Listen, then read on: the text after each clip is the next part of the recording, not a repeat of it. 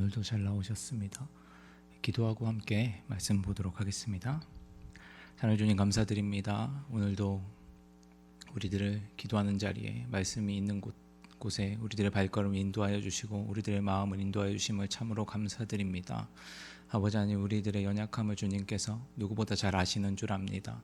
무엇보다 주님을 더욱더 의지할 수 있는 자들 되게 하여 주시고 이 많고 어려운 상황 속에 놓여 있는 자들 주님께서 기억하여 주셔서 주님께서 우리의 길 되어 주시며 우리들의 도움 되어 주시며 우리들의 해결자 되어 주심을 항상 기억하게 하여 주셔서 다른 것을 의지하지 않고 주님을 바라보며 주님만을 의지하며 주님만을 찾을 수 있도록 주여 아버지 함께하여 주시옵소서. 특별히 어려운 가운데 있는 자들 주님께서 기억하여 주시고 주님의 하나님의 축복과 은혜와 긍휼함을 베풀어 주시길 간절히 소망합니다. 그들이 있는 곳에 주님께서 항상 함께하여 주시고 우리들이 그들을 위하여 기도하며 간구하게 하여 주시고 그들과 함께 주님을 예배하며 찬양할 수 있는 그 기쁜 날이 우리 가운데 함께하여 질 수 있도록 주님, 우리들이 그것을 사모하며 나아갈 수 있도록 주님 인도하여 주시옵소서. 감사드리며 예수님의 이름으로 기도드렸습니다. 아멘. 오늘 우리가 함께 볼 말씀은 갈라디아서 2장 15절에서 21절까지의 말씀입니다. 갈라디아서 2장 15절에서 21절까지의 말씀입니다. 제가 봉독해 드리도록 하겠습니다.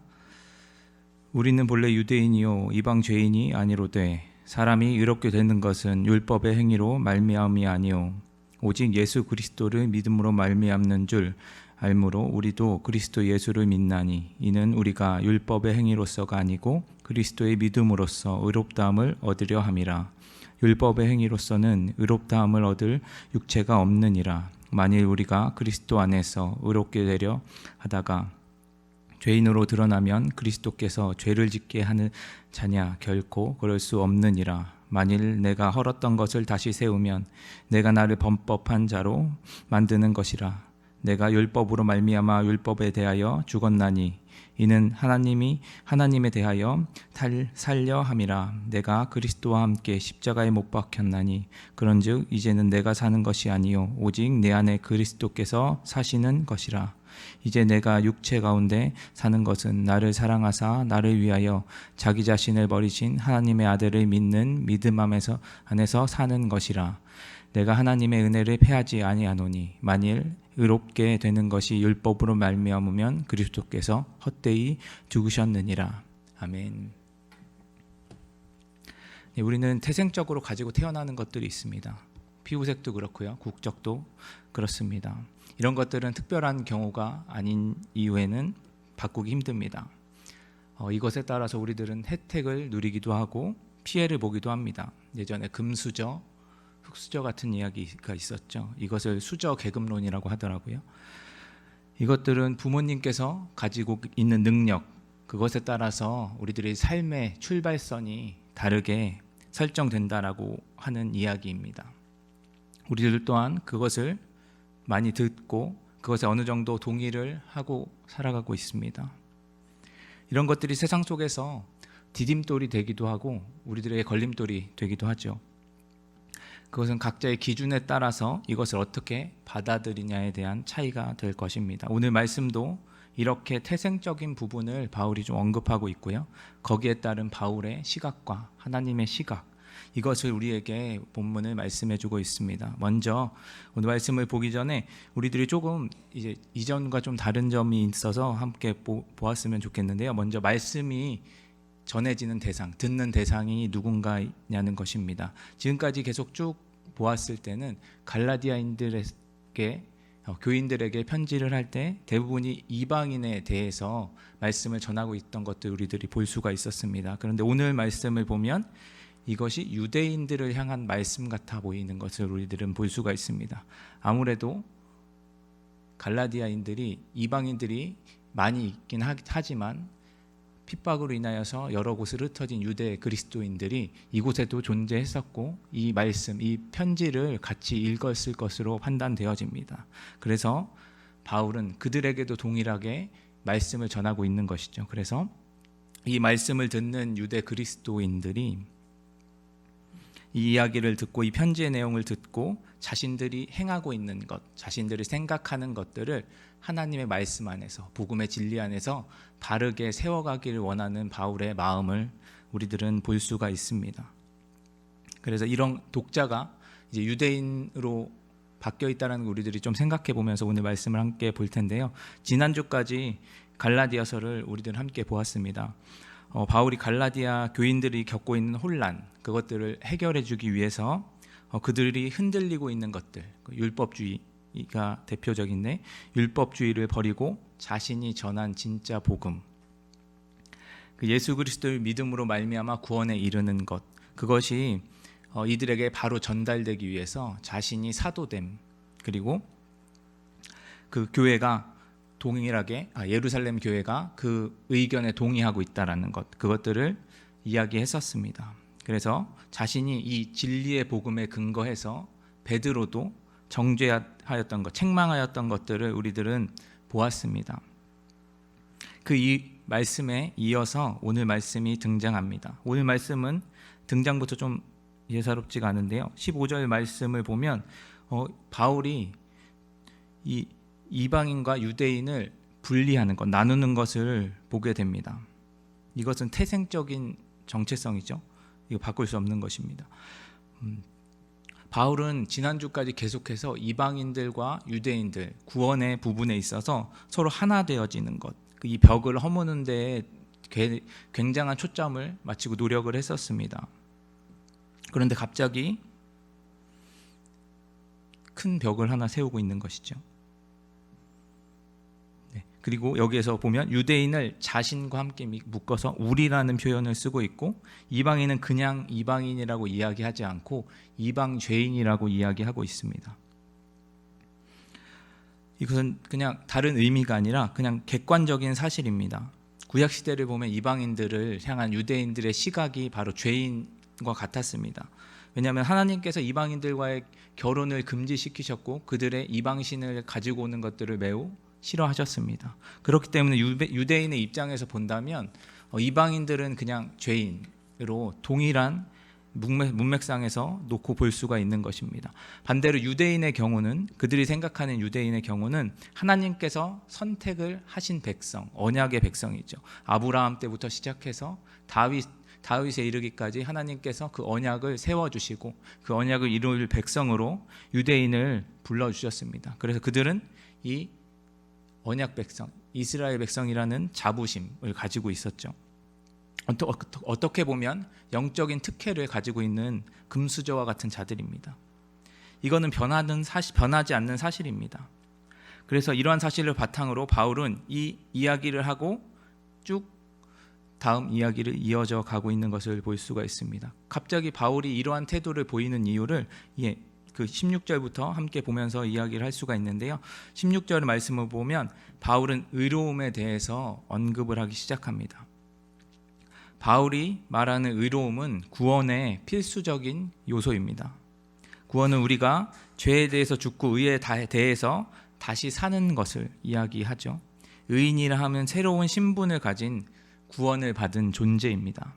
이것이 사람이 스스로 할 수 없는 부분입니다. 하나님께서 의롭다 하실 때만 바로 가능한 것입니다. 로마서 8장 30절에 보면 또 미리 정하신 그들을 또한 부르시고 부르신 그들을 또한 의롭다 하시고 의롭다 하신 그들을 또한 영화롭게 하셨느니라.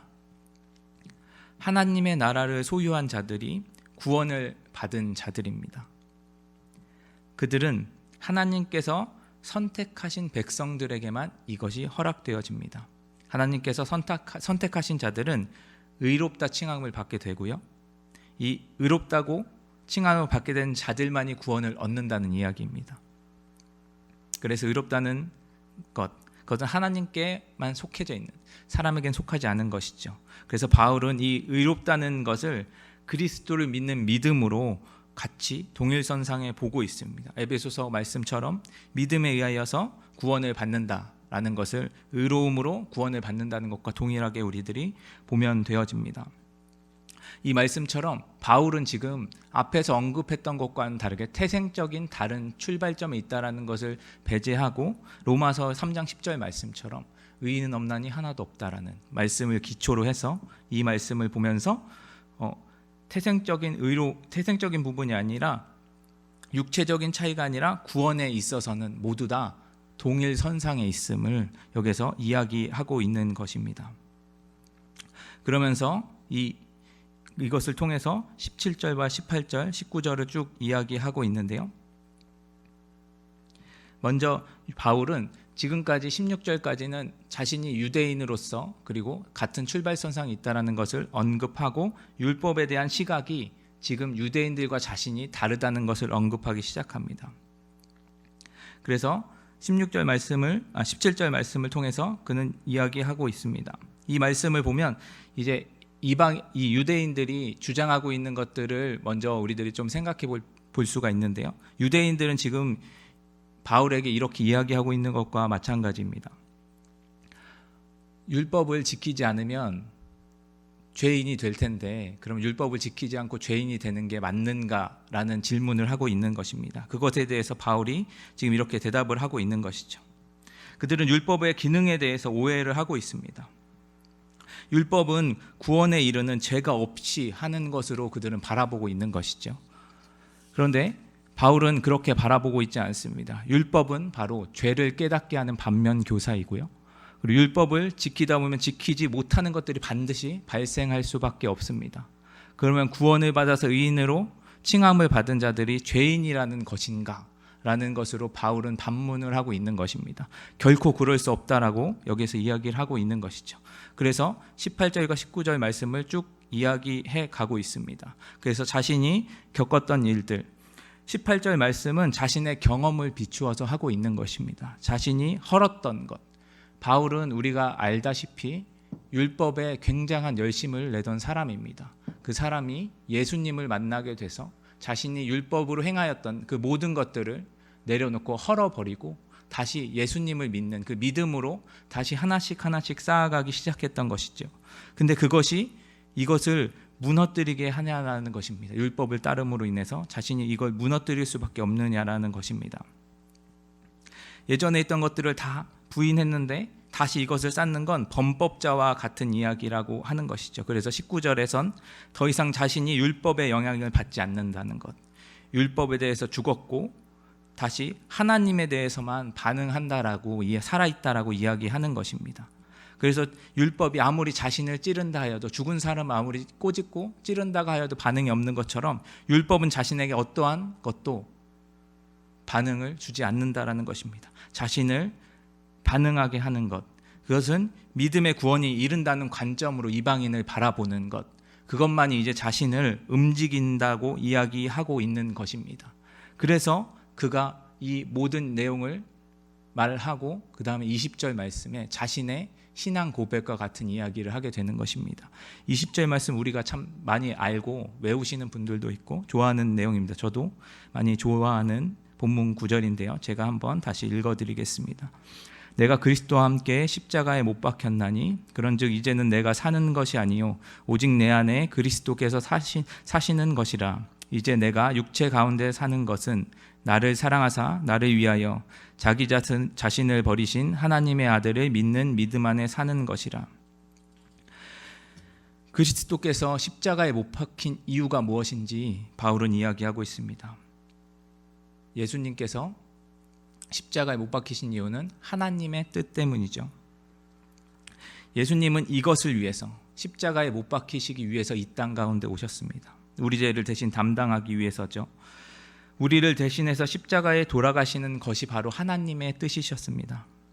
예수님께서는 십자가 상에서뿐만 아니라 사람의 몸으로 있던 그 모든 순간에 자신이 겪어보지 못했던 괴로움과 힘든 일들을 겪으셨습니다.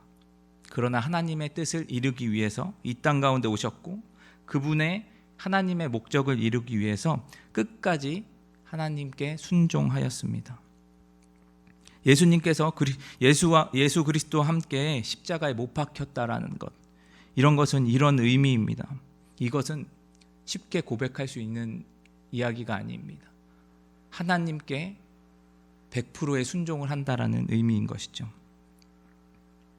바울처럼 율법에 대해서 죽었다, 자신의 삶은 내려놓는 것, 태생적으로 가지고 있던 모든 것들을 내려놓고 세상을 살아가기 위해서 붙잡았던 그 모든 것들을 내려놓고 하나님의 뜻이 이 땅 가운데 이루어지기 위해서 죽기까지 순종하는 것, 그런 의미가 20절 말씀인 것입니다. 이것은 내 안에 가지고 있던 정체성, 내 자아가 죽는다라는 이야기를 하고 있는 것이죠.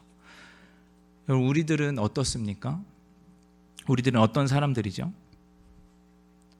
우리들이 태생적으로 가지고 있는 것들, 우리들이 누리고 있는 것들에 의존하면서 살아가는 자들이고, 그것이 우리들의 전부가 되어져서 살아가고 있지는 않습니까? 예수를 믿고 있다고 우리는 이야기하면서 우리는 무엇을 바라보고 살아가고 있는지 한번 우리들이 생각해 보아야 합니다. 바울이 믿고 있던 그 믿음, 그리고 그가 들었던 복음, 그것들은 우리가 믿고 있는 믿음과 복음과 전혀 다르지 않습니다. 그런데 바울은 자신이 지금까지 찾았던 것들, 자신이 의지했던 것들을 모두 다 버리고 예수님께서 죽으셨다라는 그 복음 하나가 그 삶을 모두 다 변화시키고 그가 하나님을 위해서 살아갈 수밖에 없었던 것, 그것이 바로 이 복음, 믿음, 그리고 예수님의 십자가라고 오늘 말씀은 이야기하고 있습니다.